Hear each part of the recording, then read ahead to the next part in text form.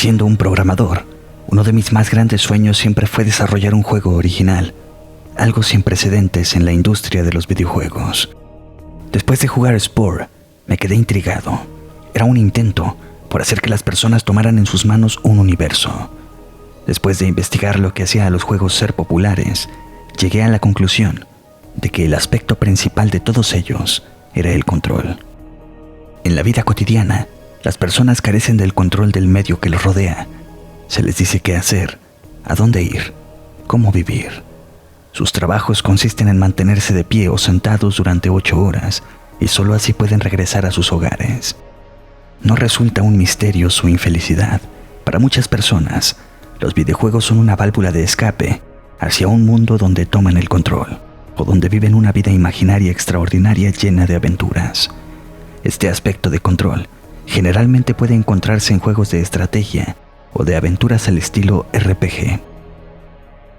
Veía los juegos como The Sims y noté que lo que lo hacía tan popular no era solamente la ilusión de control, sino el grado de control. Aquí tomas posesión de la vida de las personas.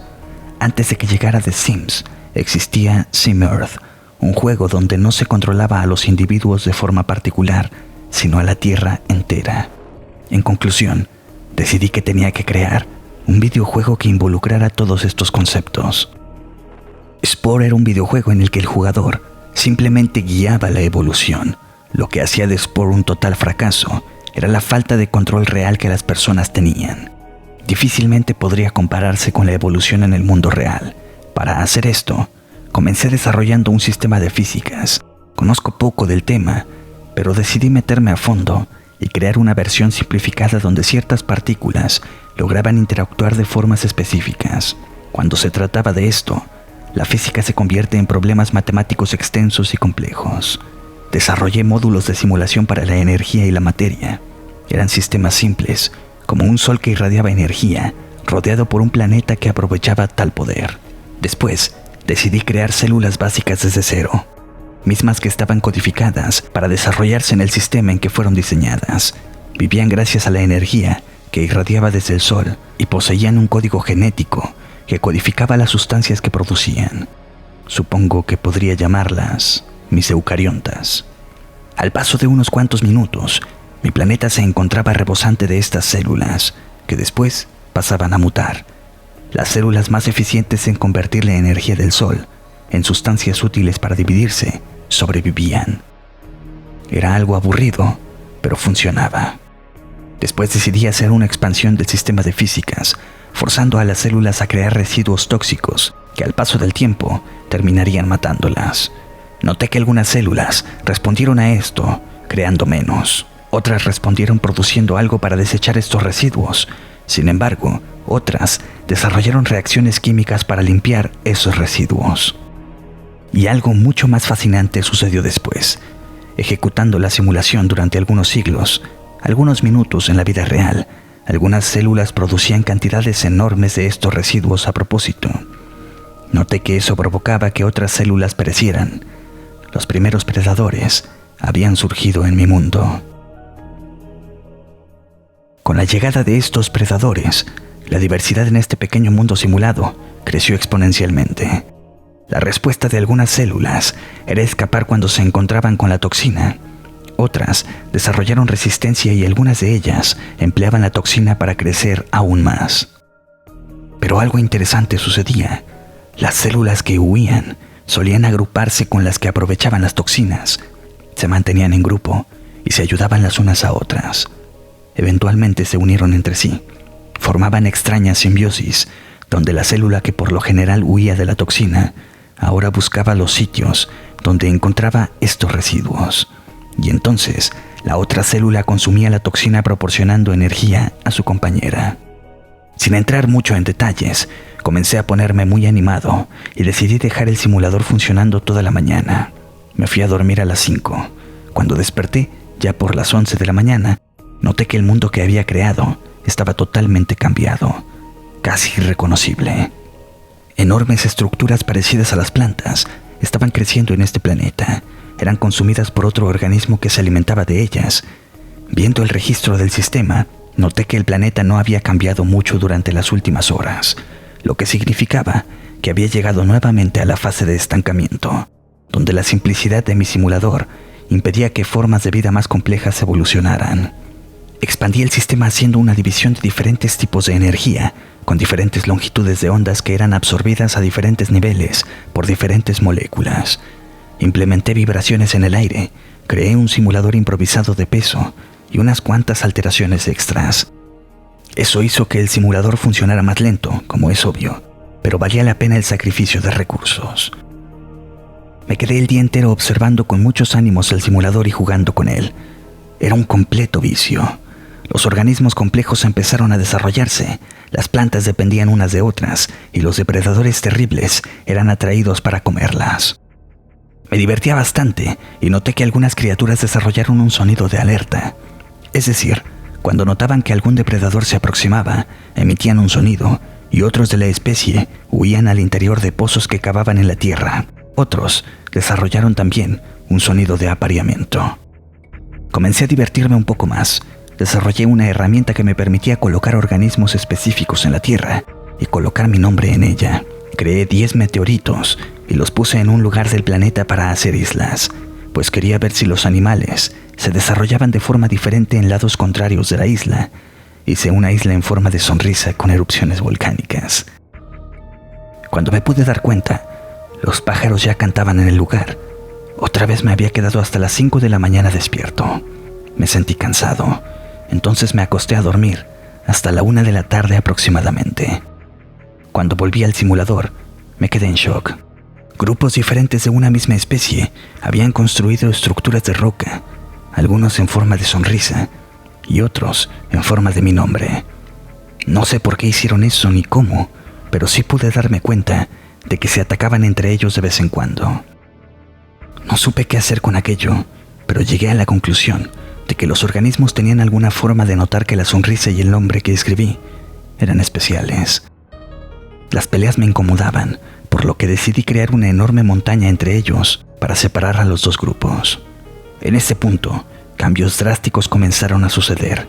Mientras había dormido por horas para que las tribus se desarrollaran, ahora el tiempo que me tardaba en ir por un vaso con agua era suficiente para que las tribus y sus viviendas cambiaran por completo. Siempre estaban en constante crecimiento. Después de cierto tiempo, noté que las criaturas comenzaron a hacer sus propios símbolos en el suelo. Ya no se limitaban a copiar los míos. La mayoría de los símbolos parecían aleatorios, pero uno se destacaba. Los organismos habían creado un símbolo que se asemejaba a ellos, un pequeño círculo con un cuadrado abajo, y dentro del cuadrado había un punto. El objetivo de este punto era un simbolismo para los órganos visuales de la criatura. Tenían un ojo al frente y otro atrás. En el mismo cuadrado representaban sus órganos sensoriales y reproductivos. Cerca del círculo, sobre el cuadrado, podía apreciarse algo que parecía una especie de horquilla.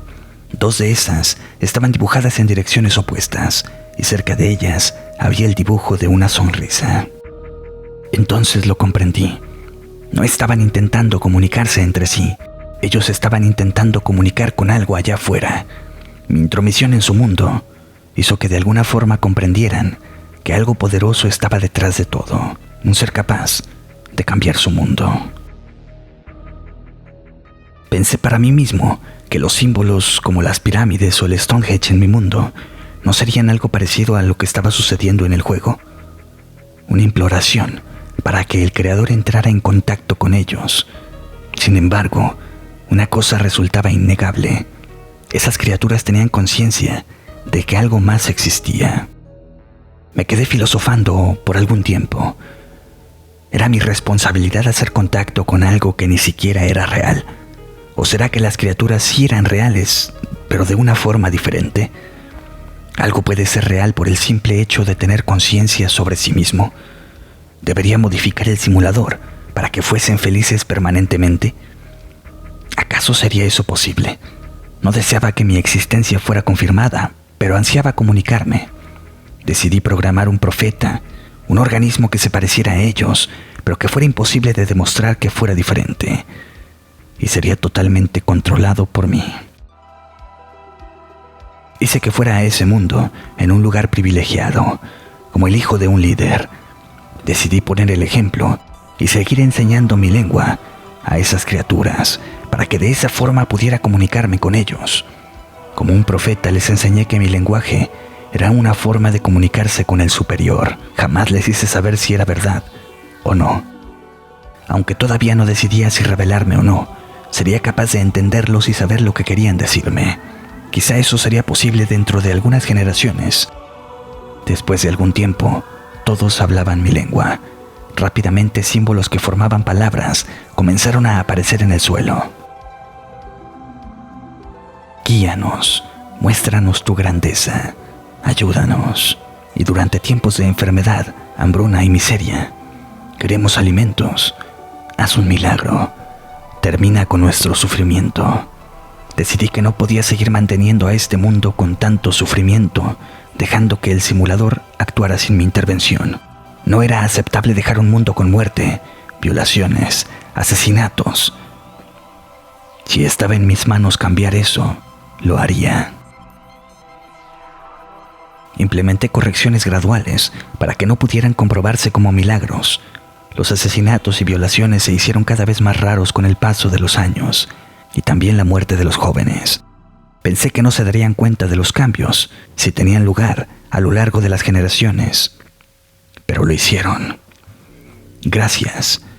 Qué bendición estar con el Supremo. Te amamos. Y la que más me partió el corazón, vuelve a nosotros. Las lágrimas escurrieron por mi rostro. Algo estaba sucediendo. Ellos sabían que estaba aquí, que podía controlarlos, pero no quería hacerlo por miedo a lo que yo hubiera creado, aunque sentía que tenía esa responsabilidad. Entonces hice un nuevo personaje y lo envié hacia el monarca, solicitando una conversación con sus hombres más sabios. Pero esta vez no hubo credibilidad. Eres el número 1456, que dice ser el representante del Ser Supremo. Si fueras él, rezo por tu perdón, pero por favor, muestra una señal antes de que me pidas reunirte con mis sabios. Me decepcioné, pero respondí. Mañana, 2 de mis meteoritos caerán en una isla desierta ese mismo día, y en cuanto esto suceda, no habrá duda de que volví para concretar el mundo que creé. Después que salí con mi avatar, procedí con la simulación hasta el día siguiente y lancé 2 meteoritos a una isla desierta cerca de una playa donde estos seres habitaban. Miles se habían reunido para ver las señales. Después de la caída de los meteoritos, las celebraciones comenzaron. Todos los organismos se habían reunido cerca de la casa de mi personaje y hacían reverencia, aparentemente alabando aquello que el superior había enviado. Se aproximaban con miedo. Realmente no sabía quién tenía más miedo ahora, si ellos o yo. Cargué el personaje nuevamente y salí de la casa. Las criaturas aún estaban postradas sobre el suelo en señal de reverencia, en silencio absoluto, como si se sintieran indignas de hablar. Que el hombre más sabio se ponga de pie, dije. Y una de las extrañas criaturas se levantó. Gracias por volver. Dígame, ¿tiene algo que pedirnos? Dudé antes de responder. No hay nada que puedan hacer por mí, pero necesitan ser buenos los unos con los otros y contarme sus miedos y deseos. La criatura respondió. Sabemos que vienes de otro mundo y todos tenemos miedo. Entendemos lo vulnerables que somos y lo incompetente de nuestra existencia. Por favor, permítenos ir al mundo desde donde creaste al nuestro. Comencé a llorar delante de la computadora mientras respondía. No sé cómo. La criatura contestó. Con el riesgo de ofenderte, por favor, entiende la severidad de nuestra situación. Vivimos en un mundo incompleto. Estamos siempre en riesgo de desaparecer, de nunca ser vistos de nuevo. No tendríamos conciencia de percibir que nuestro mundo ha llegado a su fin. Me di cuenta de que ellos no tenían conciencia de que yo solamente tenía poder absoluto en su mundo y ningún control fuera de él. Tampoco sabían que mi conocimiento respecto a su mundo era limitado. Podría haberlos creado a través de leyes simples, pero esas leyes originaron una realidad pura y compleja que no tenía la capacidad de comprender. Respondí nuevamente: solo tengo el poder en su mundo. En mi mundo, yo no tengo poder alguno y no puedo traerlos aquí, pues mi mundo no tiene control. Tampoco tengo un total entendimiento del mundo que he creado. No sé qué es lo mejor para ustedes. Solo ustedes lo saben y necesito que me informen de sus necesidades. Y el organismo esperó un momento. Creí que dejarían de comunicarse conmigo, pero el hombre sabio habló. Has creado un mundo incompleto, con criaturas que no pueden huir, y no tienes poder para salvarnos. Ellos no poseen libertad ni poder alguno. Estamos a su merced, y entonces pedimos, desde el fondo de nuestros corazones, que nos des un fin. En ese momento estaba llorando mucho. Estaba confuso, pues me pedían lo imposible. Mis hijos me solicitaban que los matara. Fue entonces que noté las luces de mi habitación intermitentes, poco antes de que mi computadora se desconectara. Intenté conectarla de nuevo, pero no funcionaba. Llamé a la compañía eléctrica y me dijeron que había sido debido a un accidente. La energía había sido cortada sin previo aviso. Dijeron que pagarían por cualquier daño que pudiese haber sucedido. Colgué el teléfono y me quedé pensando. La coincidencia que había tenido lugar era demasiado para creer que fuera tal. Si las criaturas estaban a merced de un creador confuso, ¿podría decirse lo mismo del mío? Y si fuese así, mi creador había impedido que cometiera el mismo error que él.